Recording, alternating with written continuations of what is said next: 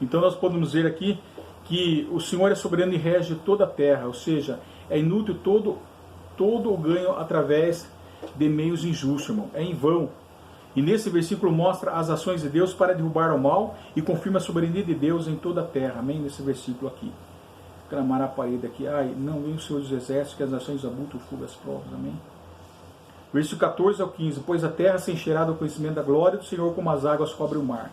Ai daquele que de beber ao seu companheiro, misturando a bebida, o seu furor, e o que embebeda para lhe contemplar as vergonhas. Então está aqui, irmão, o futuro do reino de Deus na terra terá como característica ser um reino de justiça. Deus, como Senhor dos Exércitos, isto é, Javé, Deus de Israel, inspira a humanidade, os fatos da história humana, do curso das coisas humanas, que Deus dirige com vontade, com infinito amor, tudo em ordem e harmonia, irmão. Pois o desejo de Deus não era que o povo andasse por caminhos tortuosos, irmão. Por exemplo, cidades construídas e mantidas por povos inteiros com tantas dificuldades terminavam depois de um incêndio em uma destruição que as reduz a nada. Não essa era a vontade de Deus. Agora essa fragilidade das coisas humanas e as perturbações que as transformam levam a compreender e apreciar muito bem a sublimidade e o poder de Deus, que tudo domina como soberano sem jamais mudar. Amém, irmão? Então contribui para nós isso, conhecermos a sublimidade e o poder de Deus, irmão. Versículo 14. Pois a terra se encherá de conhecimento da glória do Senhor, como as águas cobrem o mar. Está aqui a justiça de Deus sobre a terra, um renovo espiritual, irmão. Amém? Toda a humanidade da terra renovada reconhecerá o Senhor e viverá segundo a sua vontade. As estruturas dos sistemas humanos, ainda que sejam adequadas no tempo presentes, tombarão após o juízo de Deus, porque estimulam um espírito de independência em relação ao Senhor, irmão. Amém? O juízo será sobre eles, aqueles que vivem independente do Senhor. Amém? Nós podemos ler em Isaías capítulo 2, versículo do 1 ao 4, e Miqueias capítulo 1, do 1 ao 5. Amém? Toda a humanidade da terra renovará e conhecerá o Senhor. Aqui nós podemos ver aqui também que a terra se encherá do conhecimento, aquilo que Satanás prometeu em falso, em Gênesis capítulo 3, versículo 5, Deus entregará, lembra dessa parte, irmão? Então a glória do Senhor trata da total manifestação do seu ser, da sua importância, da sua presença e do seu poder. O verdadeiro conhecimento de Deus na época do seu reinado na terra será como as águas inescapáveis que tudo abarcam e tudo envolvem, amém, irmão? É essa aqui o conhecimento do Senhor. Glórias a Deus. 2 ao 15. Ai daquele que dá de beber ao seu companheiro, misturando a bebida e o seu furor, e que embebeda para lhe contemplar as vergonhas. Então aqui está, irmão, a submissão e a humilhação de outras nações pela Babilônia são comparadas a uma pessoa que embebeda seu companheiro e depois tenta tirar vantagem da sua fraqueza, irmão. Está aí que ele está falando, amém? Aqui é estendida aos maus tratos do homem contra o seu semelhante, no caso presente, a tirania dos caldeus contra os outros povos. Contemplar a sua nudez é uma metáfora, beber, embriagar-se, nudez. Isso significa impor aos vencidos as condições mais humilhantes que lhes põem à descoberta toda a impotência. Amém, irmão? Está aqui. Ele está falando glórias a Deus.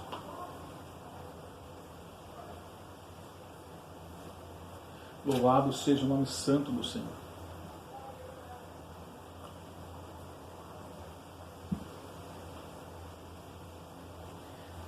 Capítulo 2, versículo 16. Será farto de opróbrio em vez de honra, bebe tu também e exibe a tua incircuncisão. Chegará a tua vez e tomarás o cálice da mão direita do Senhor, e ignomia cairá sobre a tua glória. Ou seja, assim, Deus usa essa metáfora da taça da ira para significar os castigos aplicados pela justiça divina aos babilônios. Só o reino de Deus é glorioso. A glória dos reinos humanos, tais como a Babilônia, será transformada em desgraça. E o que eles fizeram aos outros acontecerá a eles. Eles beberão e exigirão a tua incircuncisão. Olha só. Glórias a Deus. Ou seja, a nudez dos babilônios estariam expostas como um incircunciso. Nem seriam parte do povo de Deus, nem merecedores da sua misericórdia. Por isso que o cálice da mão direita do Senhor representa a ira divina. Está lá em Isaías capítulo 51, versículo 17 ao 22, e Apocalipse capítulo 14, do versículo 10, e do 16, versículo 19. Amém? Glórias a Deus, está aqui, meu. E do capítulo 2 ao 17 fala que porque a violência contra o Líbano te cobrirá e a destruição que fizesse os animais ferozes te assombrará por causa do sangue dos homens da violência, contra a terra e contra a cidade e contra todos os seus moradores. Isso aqui é importante, irmão, porque esses babilônios eram tão perversos, era uma nação tão amarga, impetuosa, que do mundo livre dos reis da Síria e da Babilônia tiravam madeira impunemente, irmão. Está lá em Isaías, capítulo 14, versículo 8, do 37, versículo 24. E a violência que se recrimina aos caldeus com a destruição dos animais e com as suas caçadas, com as quais tanto se divertiam aqueles monarcas, e de que pomposamente deixaram recordações nos seus monumentos. Te submergirá, te esmagará pelo peso, ao mesmo tempo, da culpa e da responsabilidade dos seus atos, irmão. Olha só aos atos que ele cometesse, irmão. Glórias são terríveis, irmão. Amém? Estamos terminando aqui. E do capítulo 18 ao 19, do versículo 18 ao 19, que aproveita o ídolo, visto que o seu artifício o esculpiu, e a imagem de fundição mestra de mentiras, para que o artifício confie nas obras fazendo ídolos. Ai daquele que diz a madeira acorda e a pedra muda, desperta. Pode o ídolo ensinar, eis que está coberto de ouro e de prata, mas o seu interior não há fôlego nenhum. Então fala que ensina a mentira, é importante para que o artífice confie na obra, irmão. A idolatria começa com a enganação, estimula a enganação e pede um compromisso com a enganação, irmãos. Amém? Está lá em Isaías capítulo 44, versículo 20. Tal homem se apacenta de cinza o seu coração, enganado o iludiu, de maneira que não pode livrar a sua alma, nem dizer, não é mentira aquilo em que confio. Olha só, irmão. Amém? Nós vemos aqui, o Senhor, porém, está no teu tanto tempo, cálice diante de toda a terra. Encontraste com os ídolos sem vida, sem poder. Aqui o Senhor está sempre presente e prestes a agir com poder. Ele é o Deus vivente, Ele é o Deus poderoso, irmão. Está aqui, versículo aqui 20 confirma. A inutilidade dos deuses falsos e mentirosos opõe a majestade e o poder do verdadeiro Deus de Javé, como Jeremias 10, capítulo 6, versículo 10.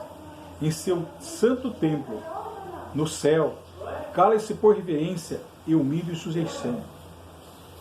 O Senhor está no seu santo templo.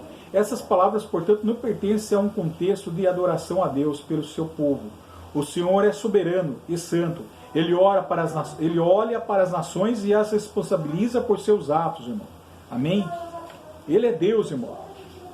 Amém? Adorando ou o povo não adorando. Ele vai continuar sempre sendo Deus, sempre puro e santo, irmão. Amém? Que todos calem-se diante dele, irmão. Amém? Cale-se diante dele. O chamado ao silêncio não é um convite para adorá-lo, e sim um chamado a refletir sobre a terrível situação de todos os que caem nas mãos do Deus irado, irmão. Amém? Nós podemos ver, glórias a Deus. Então, é isso que nós terminamos aqui, irmão, nesta passagem, algumas listas aqui desse povo, irmão, e depois nós vamos, glórias a Deus, em outra parte, assim, se Deus preparar outro momento dessa meditação, nós vamos poder ver do capítulo 13, irmão, que é fantástico, maravilhoso. Podemos ver a mudança de Abacuque no capítulo 13, irmão. Então está aqui algumas listas desses povos, irmão, que são terríveis, impetuosos, arrogantes, soberbos, e que a queda está sobre ele, irmão. Aqui o próprio Deus fala sobre Abacuque, do juízo sobre esses povos, irmão. Amém? De tal maneira que eles serão destruídos, irmão. Nunca mais serão levantados. Amém? O juízo está sobre ele. Da mesma forma que Deus usa os caldeus para disciplinar o povo, para corrigir o povo, o juízo sobre ele, assim também o juízo de Deus cairá sobre esta nação amarga, que são os caldeus, amém, irmão? Depois nós vamos ver que Abacuque começou a entender, irmão, amém? Assim, nós agradecemos esse momento de estarmos aqui, irmão, e por esses conselhos, por essa palavra, amém? Eu agradeço a Deus nesse momento, e que aqui nós encerramos. Deus seja louvado, amém.